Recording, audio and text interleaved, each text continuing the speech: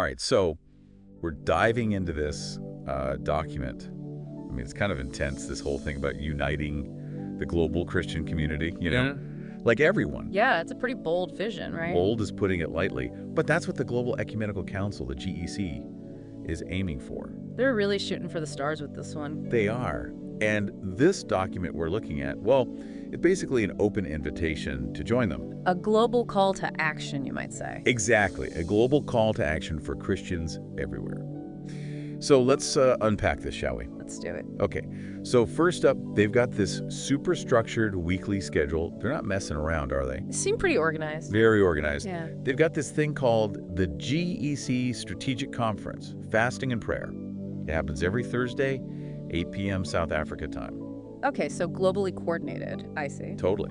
But it's that name, right? Strategic Conference, Fasting and Prayer. Kind of a fascinating combo. What do you think? Well, fasting and prayer, they've got a long history in many religious traditions, right? I mean, it's about seeking a deeper connection, finding clarity, demonstrating commitment, that kind of thing. Right, right. And then you add the strategic planning bit, and it takes on a whole other dimension. It does, blending that spiritual aspect with real-world planning. Makes you wonder, are they fasting for, like, strategic guidance?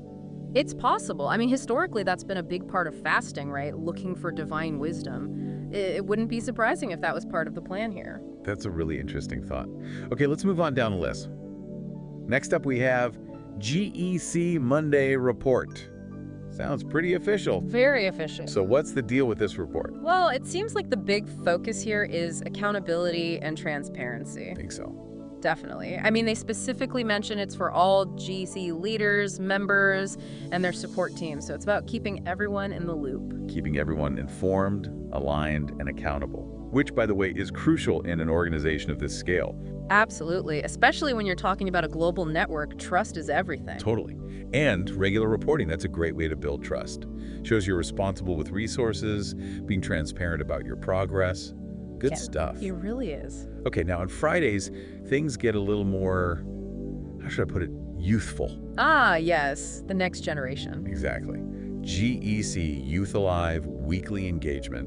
This one's all about, well, young people, ages 12 to 35, spiritual growth, mentorship, community involvement. That's a pretty wide age range, don't you think? It is a broad range, Yeah. but I think it shows how seriously they're taking youth engagement. I think you're right. Giving young people a voice, involving them in leadership, that's how you build a movement with staying power. Couldn't agree more.